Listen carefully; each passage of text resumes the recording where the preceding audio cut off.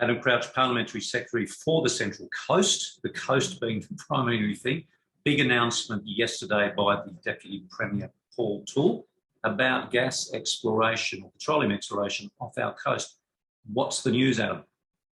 Look, this is fantastic news, Dave. This is exactly what the people of the Central Coast have been wanting to hear. And I'm really proud to be part of a government that has literally put the do not disturb sign up on the door of the entire New South Wales coastline, not just the Central Coast, but the entire New South Wales coastline. The announcement by Deputy Premier Toole effectively bans offshore exploration across the entire New South Wales coast, of course, including the Central Coast. So what this does, David, it doesn't just shut down PEP 11, but it also says to any other prospective mining company or exploration company, don't bother coming to New South Wales because it will never be approved. And I'm delighted with this announcement. Obviously, I've met with Deputy Premier Toole multiple times, outlining the concerns that the people of the New South Wales Central Coast have. I've been a vehement opponent of PEP 11 since 2017, as you know, and very proud to be part of a government that has never supported PEP 11, but we have now gone that extra step and we have said, don't bother coming to New South Wales because your exploration permits will never be approved. Just to clarify this, Dave, though, one of the things that was outlined in the policy is, which is very important to know, is that sand mining is excluded from this. And we know up and down the New South Wales coastline, not just on the Central Coast, there are areas of erosion, not just Womble, of course, but others. So it's really important. The ability to do sand mining is still available where necessary, because it plays an important part of fighting coastal erosion that we do have sand mining. So this policy excludes sand mining permits, and quite rightly so.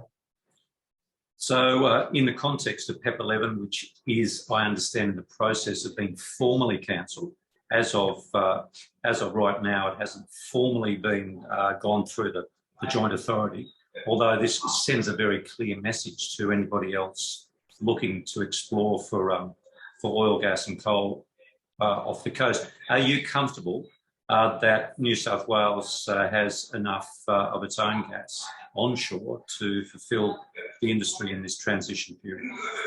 Yeah, a great question, and absolutely it does, Dave. One of the meetings I had with Deputy Premier Barilaro last year, it was clearly outlined that we have decades and decades and decades of natural gas supplies onshore here in New South Wales. So this does not affect that industry in any way, or the supply of natural gas here in New South Wales. And that's a good news story.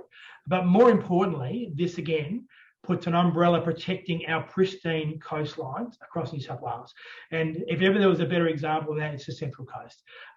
Fantastic natural environment. Our beaches are beautiful, spectacular even. They fishing, swimming, plus also a whale highway. And we absolutely have to protect that in perpetuity moving forward.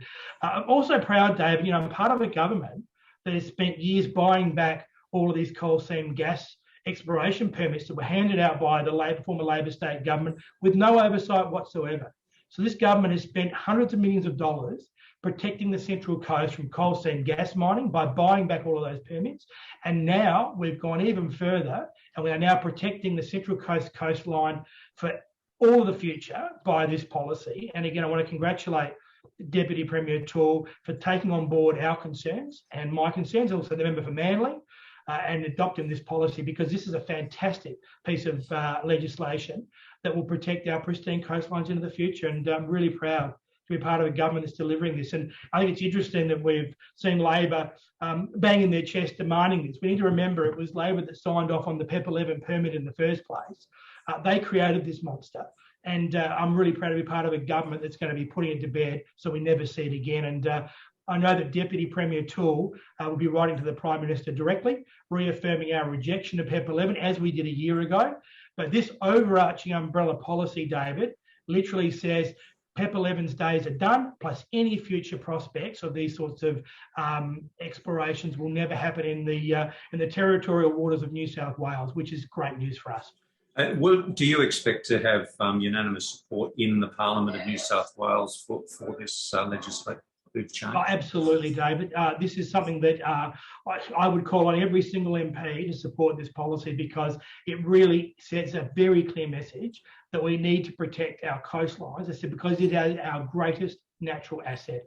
All you've got to do, David, is pop up to the Boudai National Park and go for that walk.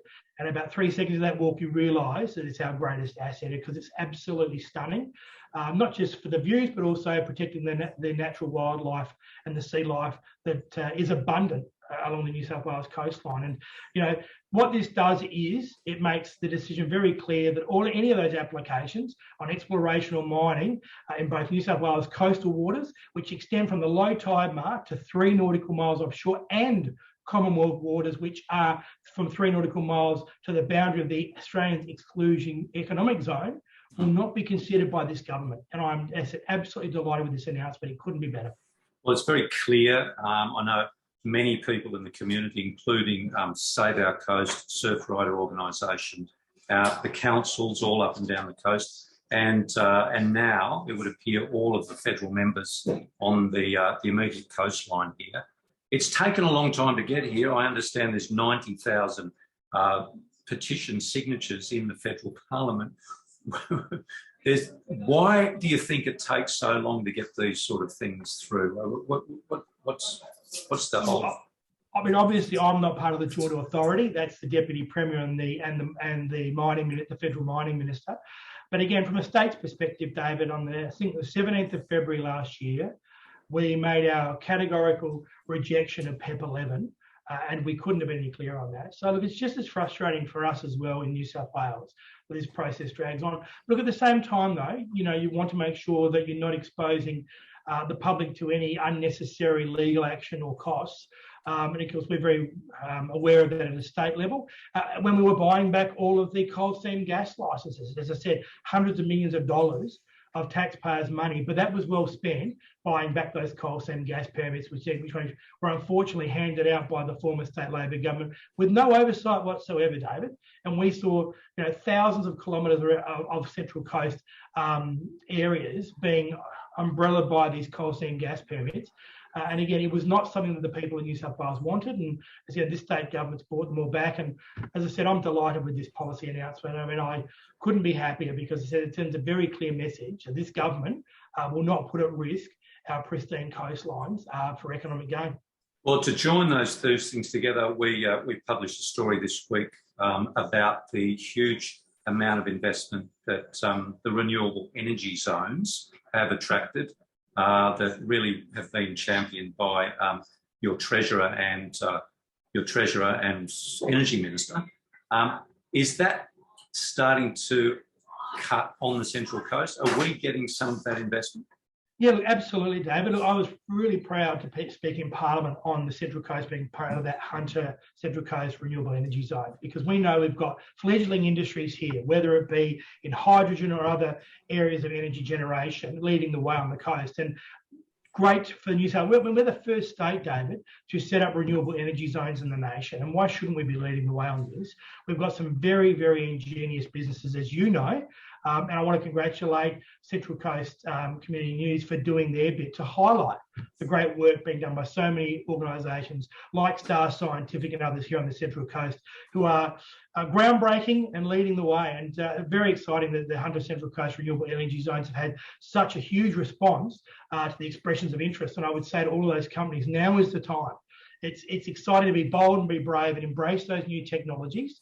Of course, they cannot come at the expense of I suppose, efficient baseline energy. And we'll see that gradual phasing out. It's not something that can happen overnight, Dave, but it's something that will happen gradually.